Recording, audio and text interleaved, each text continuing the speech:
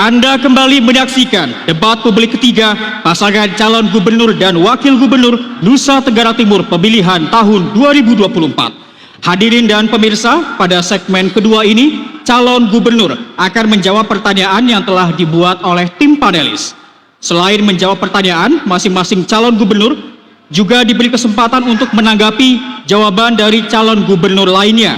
Dan untuk memastikan debat berlangsung adil, pertanyaan masing-masing subtema akan diundi.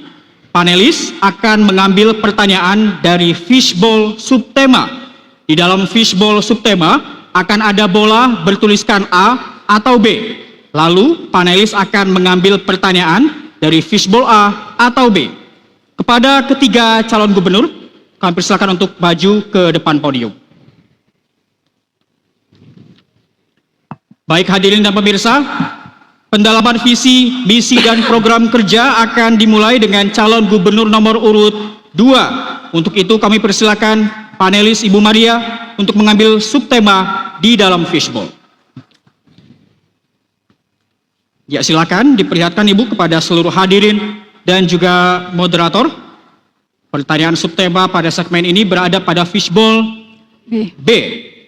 Baik, untuk panelis, silakan mengambil pertanyaan dari fishbowl B. Kemudian diperlihatkan kembali kepada seluruh hadirin dan juga moderator. Baik, pertanyaan amplop 2. B2. Kita akan ambil B2. Masih disegel, Bapak Ibu, sebagai tanda kerahasiaan masih terjaga. Dan kami ingatkan kepada calon gubernur untuk mendengarkan dengan seksama pertanyaannya, karena pertanyaan ini hanya akan dibacakan satu kali tanpa pengulangan. Baik, pertanyaan untuk calon gubernur nomor urut 2. Provinsi NTT dikenal sebagai gudang bencana karena memiliki 14 jenis ancaman bencana alam, non-alam, dan bencana sosial dengan frekuensi dan intensitas serta tingkat keparahan bencana yang makin meningkat. 80% dari 1.200 kejadian bencana di NTT yang tercatat di database bencana BNPB merupakan bencana hidrometeorologi. Antara lain disebabkan makin menguatnya dampak perubahan iklim yang menyebabkan pergeseran pola musim dan krisis iklim dan krisis air yang makin parah. Pertanyaannya, apa strategi yang dilakukan oleh paslon untuk membuat kebijakan yang tepat sesuai konteks kewilayahan NTT yang merupakan provinsi kepulauan dan tepat menyasar petani yang makin kebingungan dengan pola musim yang selalu berubah dewasa ini? Waktu Anda 2 menit dimulai dari Anda berbicara, kami persilahkan. Baik, terkait dengan situasi ini, tentu Pemda Provinsi NTT perlu melibatkan dan mendengar banyak pihak yang terkait dengan urusan kebencanaan di tingkat pusat maupun sampai ke tingkat daerah. Untuk itu, kami yang pasti akan pertama tentu adalah melakukan pemetaan terkait dengan potensi bencana yang ada di seluruh wilayah NTT, baik itu pada wilayah kabupaten sampai pada tingkat kecamatan atau mungkin bahkan pada tingkat desa gitu. Hal ini penting karena kita mesti memetakan dulu potensi-potensi masalah ini dan kemudian baru kita bisa merancang bagaimana kebijakan yang tepat untuk hal-hal yang ingin kita sampaikan tersebut. Tentu terkait hal ini kami masih bekerja sama dengan pihak BNPB, dengan pihak BPBD tingkat provinsi dan tingkat 2, dan tentu teman-teman NGO kampus yang memang terkait dengan masalah tersebut. Yang kedua, tentu kita juga harus mulai mempersiapkan infrastruktur yang memang tahan terhadap kebencanaan tersebut, sesuai dengan karakter persoalan yang ada di setiap daerah yang sudah kita lihat tersebut. Dan yang ketiga terlalu pentingnya adalah membangun kesadaran terkait dengan bagaimana masyarakat di wilayah tersebut juga itu menyadari betul bahwa di daerahnya itu ada potensi bencana yang harus kemudian diantisipasi dengan cara tertentu, yang membuat juga mereka akhirnya juga bisa melakukan mitigasi baik bersama maupun juga secara sendiri dengan lingkungan sekitarnya. Tentunya terakhir adalah dengan kelompok rentan. Kami pastikan juga nanti untuk kelompok-kelompok rentan juga harus dipersiapkan dengan baik, karena pada saat kebencanaan itu kita terkadang lupa dengan kelompok difabel, anak-anak, perempuan, atau juga bahkan dengan kelompok orang tua, lansia yang juga perlu mendapat perhatian khusus. Kami kemarin baru dari lokasi bencana di Flotim dan di Sika, kami lihat juga memang ini penting untuk kita antisipasi ke depan. Terima kasih. Baik. Ya, waktu habis. Terima kasih. Selanjutnya kami persilakan calon gubernur nomor urut 3 untuk menanggapi jawaban dari calon gubernur nomor urut 2. Waktunya 1 menit dimulai dari Anda berbicara, kami persilakan. Ya. Kalau saya melihat pertanyaan tadi, kalau tidak salah itu menyangkut petani. Ya, yang ada perubahan iklim dan mengacaukan sistem pertaniannya. Ya, pertanyaan tadi belum masuk menyinggung petani. Ya, ini masukan saja dari saya. Bahwa pemikiran yang komprehensif untuk kebencanaan yang menyangkut juga dengan pertanian. Salah satu contoh ini bahwa kita pemanfaatan sumber daya air untuk tujuan irigasi harus mengedepankan pertimbangan risiko. Bencana landsliding yang punya kita biasanya ini membuat irigasi kita banyak yang jebol, tembok-temboknya rusak. Kemungkinan kita bisa menggunakan tambahan teknologi Pak Melki, menggunakan geomembran yang anti pecah dan lain-lain, dan itu bisa kita pakai untuk membantu sistem irigasi yang menjamin petani mendapatkan akses air. Ini hanya tambahan saya aja. Terima kasih. Baik, terima kasih paslon nomor 3. Selanjutnya waktu 1 menit untuk paslon nomor urut 1, kami persilakan. Semuanya harus dimulai dari perencanaan pembangunan yang punya perspektif penanggulangan bencana dan pengurangan resiko bencana. Yang kedua, perlu identifikasi sebagai suatu bentuk pemetaan sumber-sumber ancaman bencana itu muncul dari mana. Lalu perlu juga kita ketahui masyarakat siapa saja yang punya potensi mengalami kerentanan sebagai dampak dari bencana ini. Terkait dengan petani tadi dan juga peternak, itu ada satu program misalnya, asuransi petani dan peternak. Pemerintah provinsi harus bisa mengakses kegiatan ini di Kementerian Pertanian sehingga ketika terjadi gagal panen, gagal tanam, banjir, kekeringan, mereka mendapatkan ganti ruginya. Kata kuncinya, kita harus membangun edukasi dan waspada pada bencana. Terima kasih. Selanjutnya kami persilakan kembali calon gubernur nomor urut 2 untuk merespon tanggapan 2 calon gubernur yang telah dikemukakan. Waktu dia 1 menit dimulai dari Anda berbicara, kami persilakan. Prinsipnya saya pikir kami saling melengkapi, tidak ada perbedaan prinsipil yang terjadi. Intinya adalah saya pikir dari pasangan nomor 3 nomor 1 kita saling melengkapi untuk bagaimana menghadapi bencana. Tidak ada perbedaan prinsipil, tapi yang pasti dalam menghadapi kebencanaan, bangsa ini sudah punya protap yang sudah dilakukan dari berbagai bencana. Kita punya namanya tanggap darurat, kita punya rekonstruksi, kita punya rehabilitasi. Yang pasti untuk semua jenis bencana di tanah air ini, bangsa ini sudah punya berbagai macam perencanaan dan juga penanganan bencana. Dan yang pasti untuk berbagai jenis segmen yang ada di masyarakat kita, entah itu petani, peternak, nelayan, buruh dan sebagainya itu, yang pasti semuanya secara umum ada sentuhan programnya, secara khusus juga melalui dana yang biasa dipakai untuk bencana itu juga pasti akan dilakukan juga untuk membuat mereka bertahan di dalam menghadapi situasi bencana dengan baik. Terima kasih.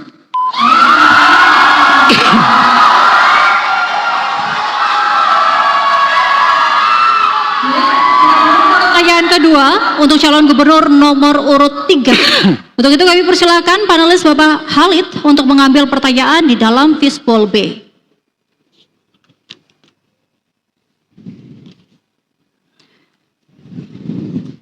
Baik Bapak, silakan diperlihatkan ke seluruh hadirin dan moderator. Pertanyaan dari amplop B3. Baik, kita akan buka pertanyaan dari amplop B3. Masih disegel, Bapak Ibu? Izinkan saya untuk membuka. Ya, kami ingatkan para calon gubernur untuk mendengarkan dengan seksama, karena pertanyaan hanya akan dibacakan 1 kali tanpa pengulangan.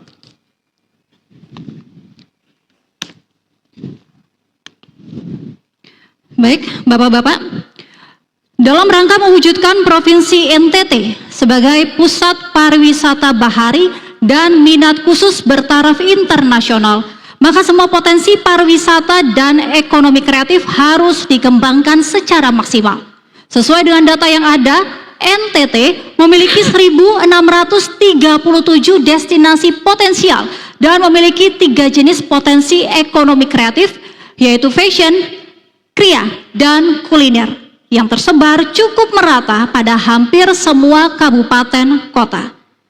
Pertanyaannya, bagaimana paslon mengembangkan potensi-potensi tersebut sesuai dengan keunggulan dari masing-masing kawasan, sehingga dapat tercipta pusat-pusat pertumbuhan ekonomi yang ramah lingkungan dan adil generasi.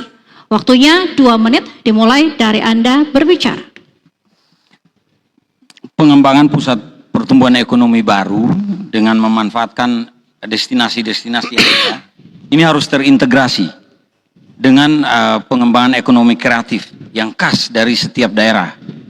Oleh karena itu, kita tidak semata-mata melihat pariwisata ini sebagai bidang tersendiri, tapi ini harus didukung oleh kesiapan daerah tersebut dengan sektor sekunder dan sektor primernya.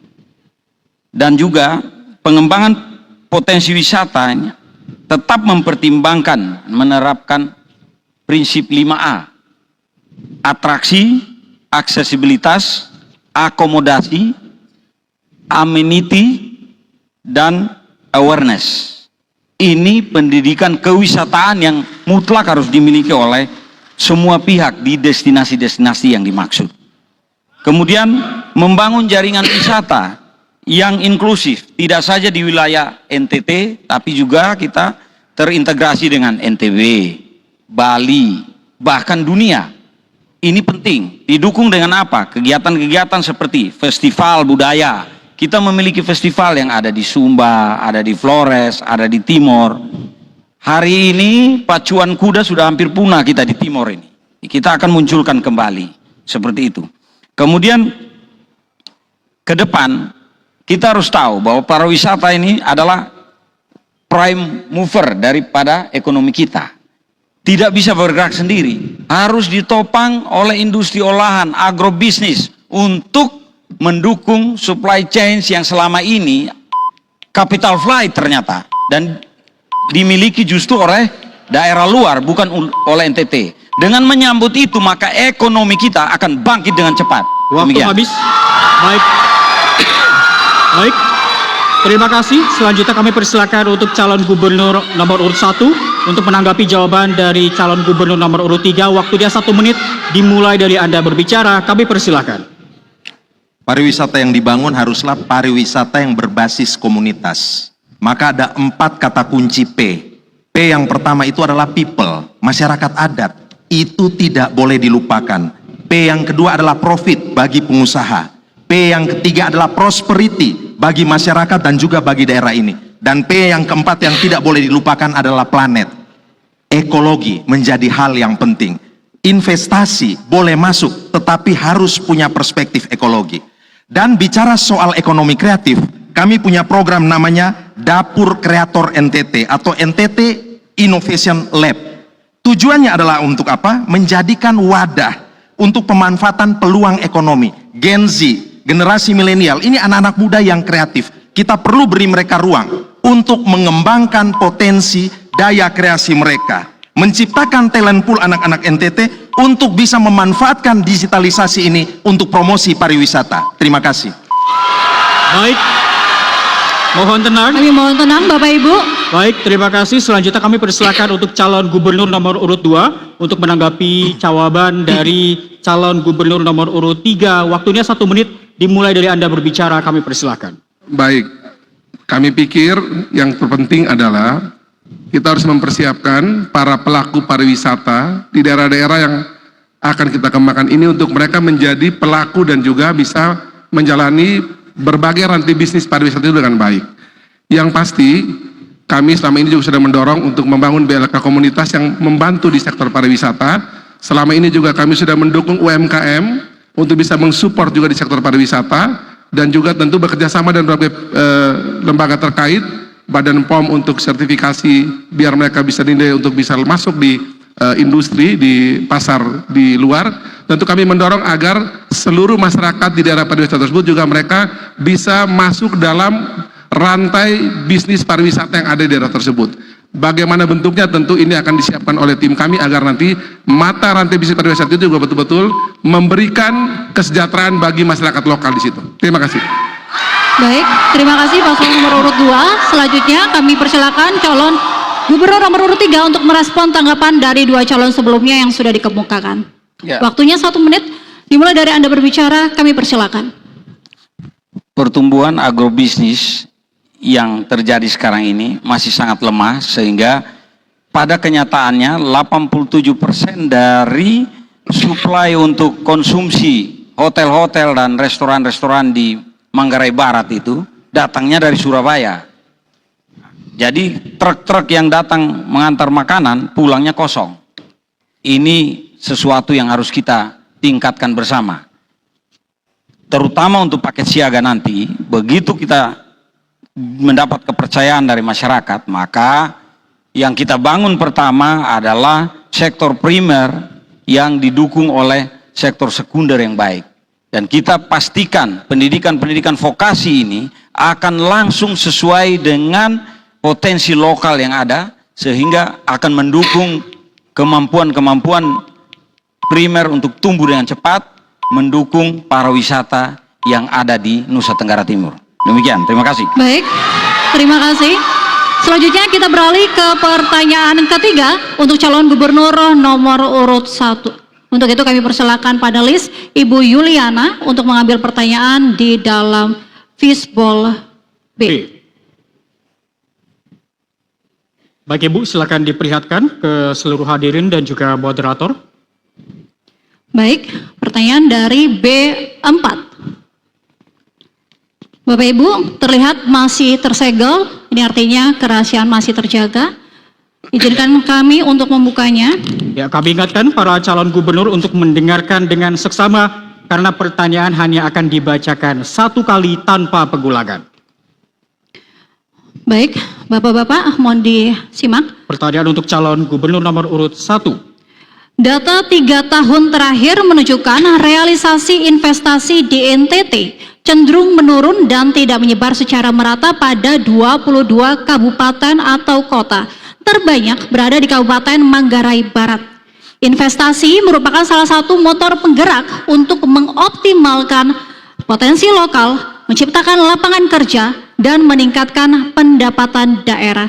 Namun, investasi juga membawa tantangan yang perlu diperhatikan, terutama dalam aspek keberlanjutan, keadilan antar generasi, dan menyebar secara merata. Pertanyaannya, bagaimana strategi paslon untuk memastikan bahwa investasi di NTT dapat tumbuh secara berkelanjutan, inklusif, ramah lingkungan, dan adil generasi, serta memberikan manfaat jangka panjang bagi masyarakat NTT? Waktu 2 menit dimulai dari Anda berbicara, kami persilakan. Investor hanya akan mau menanamkan modalnya pada pemerintah yang bersih dan berorientasi melayani. Kenapa? Karena pemerintah yang bersih tidak akan memiliki pungutan-pungutan liar yang membuat high cost ekonomi. Yang kedua, pemerintahan yang bersih pasti akan mendorong upaya untuk menciptakan iklim investasi yang kondusif. Dan semua ini harus dilakukan dengan mendorong transparansi, akuntabilitas, dan profesionalitas dari pemerintah. Caranya dengan mendorong proses digitalisasi. Informasi mengenai potensi-potensi di masing-masing wilayah berdasarkan pewilayahan komoditi itu harus bisa disampaikan kepada para investor. Tentu pemerintah juga harus menyiapkan fasilitas-fasilitas dasar sebagai sarana pendukung utama, sehingga kemudian investor yang mau menanamkan modalnya ini merasa mendapatkan kemudahan-kemudahan. Hal sederhana, air, listrik, internet, jalan. Ini adalah hal-hal yang sangat penting. Saya kasih contoh, misalnya kawasan industri Bolok telah ditetapkan sebagai kawasan industri bagi Provinsi Nusa Tenggara Timur. Juga ada di Sumba dan ada di Kabupaten Ende. Tetapi jika kita boleh mengevaluasi, di sana masih banyak keterbatasan. Ada investor yang mau menanamkan investasinya di bidang rumput laut misalnya, melihat bahwa ada hal penting terkait dengan ketersediaan air, terkait dengan instalasi pengolahan air limbah yang belum sepenuhnya memenuhi. Ini yang harus kita Waktu bereskan. habis, Bapak. Terima kasih. Kami persilakan calon gubernur nomor urut 2 untuk menanggapi jawaban dari calon gubernur nomor urut 1. Waktu dia 1 menit. Dimulai dari Anda berbicara, kami persilahkan. Dalam investasi ada 3 komponen penting. Pemerintah, investor, dan masyarakat. Terkadang dalam investasi itu kita masih melihat bahwa keuntungan dari investasi tersebut itu terlalu berat kepada investor. Sehingga terkadang masyarakat terabaikan, dan itulah yang membuat masyarakat kadang tidak merasa menikmati dan menjadi bagian dari investasi yang dibangun di Nusa Tenggara Timur. Kami pastikan apabila Melki Joni menjadi gubernur wakil gubernur, kami akan memastikan bahwa 3 komponen penting ini harus duduk bersama-sama, memastikan agar semua rancangan bangun investasi itu kita atur bersama-sama, memastikan bahwa investor dapat untung, masyarakat lokal dapat untung, ekologi kita jaga, sehingga membuat keberlanjutan investasi di NTT ini bisa kita jaga sampai tahun berapapun. Sejauh kepentingan itu cuma memihak pada pengusaha, kami pastikan investasi itu pasti tidak akan langgeng. Tapi kalau dia memihak kepada pengusaha, memihak kepada rakyat, menjaga ekologi, pemerintah adil, kepastian hukum ada, saya pikir itu bisa panjang di Nusa Tenggara Timur. Baik, terima kasih. Mohon tenang. Mohon tenang, Hadirin, Bapak Ibu. mohon tenang. Bapak Ibu mohon tenang. Kami persilakan calon gubernur nomor urut 3 untuk menanggapi jawaban dari calon gubernur nomor urut 1. Waktu Anda 1 menit, dimulai dari Anda berbicara, kami persilakan. Saya menambahkan yang pertama bahwa relaksasi aturan itu perlu untuk investasi. Belum datang orang sudah rumit dari pintu ke pintu. Itu perlu kita atasi. Kalau perlu pelayanan aktif, pemerintah yang uruskan. Investor datang kerja saja. Begitu. Yang kedua, bahwa kita harus menjamin suplai bahan bakunya kontinu. Kalau tidak investor lari. Itu harus. Jadi sektor primer kita kencangkan juga. Yang ketiga, kita untuk investasi yang besar, kita harus berpikir tentang metode offset lokal. Dari nilai dagang sekian, dia harus membuat investasi smelter atau pabrik sekian persen. Sampai bahkan setelah nilai investasi nilai dagang sudah 200%, maka pabrik harus sudah jadi. Ini ada skema-skema yang harus kita lakukan dalam perjanjian-perjanjian menarik investasi. Kalau tidak, mereka sudah rumit di awal, tidak akan datang. Demikian, terima kasih. Baik, terima kasih. Mohon tenang. Hadirin, tenang, mohon tenang. Bapak Ibu. Selanjutnya kami persilakan kembali calon gubernur nomor urut 1 Bapak Ibu mohon tenang. untuk merespon tanggapan 2 calon gubernur yang telah dikemukakan. Waktu Anda 1 menit, dimulai dari Anda berbicara, kami persilakan. Intinya investasi yang masuk NTT harus diprioritaskan pada investasi yang ramah lingkungan dan ramah pada budaya lokal. Terkait dengan komoditi-komoditi primer, 3 kata kunci.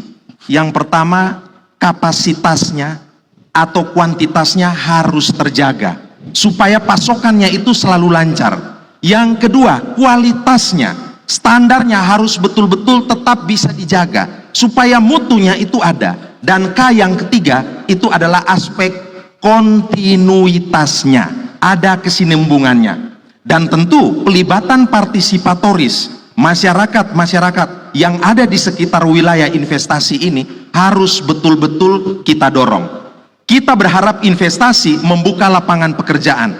Maka hal penting yang harus dilakukan adalah menyiapkan sumber daya manusianya. Lewat apa? Lewat pendidikan vokasi, link and match, keterkaitan dan keterhubungan pada Baik, lapangan waktu habis. pekerjaan. Terima kasih paslon nomor urut 1. Kita berikan apresiasi untuk semua calon gubernur Nusa Tenggara Timur pemilihan tahun 2024. Kami persilakan para calon gubernur untuk kembali ke tempat duduk masing-masing. Dan hadirin dan juga pemirsa, kita akan jeda dahulu lalu kembali dengan segmen pendalaman visi misi dengan subtema lainnya. Sejumlah gagasan akan disampaikan oleh 3 calon wakil gubernur Nusa Tenggara Timur pemilihan tahun 2024. Untuk itu jangan kemana-mana, tetaplah bersama kami di Debat Publik ketiga pasangan calon gubernur dan wakil gubernur Nusa Tenggara Timur pemilihan tahun 2024.